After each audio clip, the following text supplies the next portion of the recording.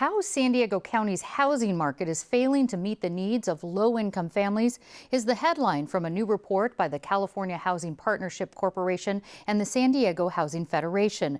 Joining me with report highlights and local policy recommendations to mitigate the county's affordable housing crisis is Housing Federation's Executive Director, Bruce Resnick.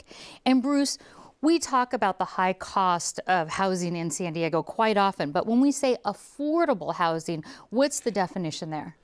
You know, there isn't any single definition, but mainly we're talking about folks that aren't spending more than a third of their income on housing. That's when it gets to be affordable. If you're going over a third, you're really then put at risk. If you're going much higher than that, then you're really at risk of having instability and not being able to afford health care and other necessities. Now, this report had some pretty surprising statistics here. What percentage of people in San Diego can't afford to rent a place here, going by that definition? Sure, by that definition, half of renters in San Diego County cannot actually pay more than a third of their take home. Obviously, the numbers get much higher if you're talking about lower income San Diegans, people making 60 or 70% of the average income in the area.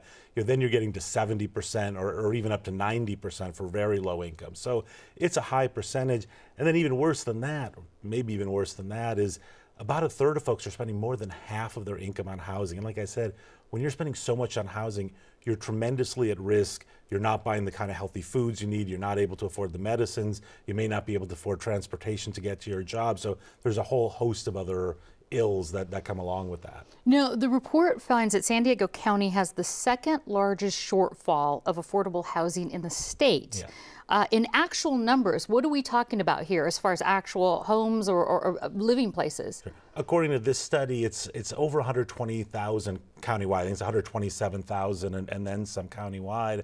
And that really shows sort of that pressure, that market pressure, that we're just not developing enough units for lower income San Diegans. So that's how many actual housing units we would need to make up the to number of people to get rehab, it. yeah, exactly. I see. What factors account for this affordable housing shortage? Well, there's a number of factors. Part of it is supply and demand. We live in a great region. It's beautiful, great weather. Everybody wants to be here.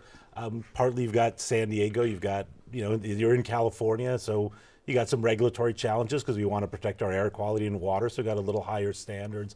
But also we just lost a lot of money for affordable housing. When redevelopment went away and some of the other sources of funding, bond funding, we've lost in San Diego around $100 million a year that used to go to affordable housing. Statewide, it's about $1.5 billion over the last few years. That's every single year that went to develop affordable units.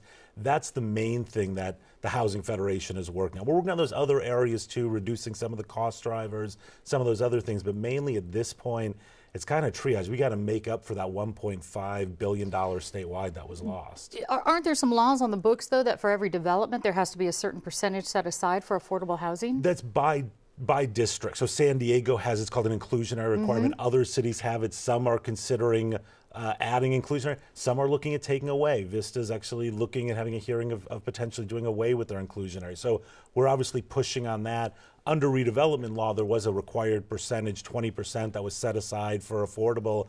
But with the loss of redevelopment, there aren't any more of those sort of requirements. That's another thing that we're doing, is pushing Civic San Diego to have similar types of requirement. Yeah, on that note, how much is being done locally and statewide to address what really appears to be a housing crisis here? Well, I think the good news with any crisis is you start to get attention and people focus on it. So we're seeing a lot more locally and state, a lot more public attention, a lot more stories like this.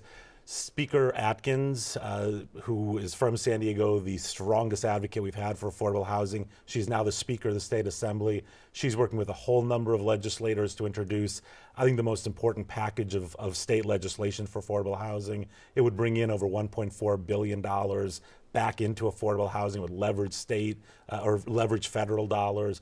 Locally similar. We're looking at, as viewers of this know, we're looking at local bond initiatives for infrastructure, quality of life.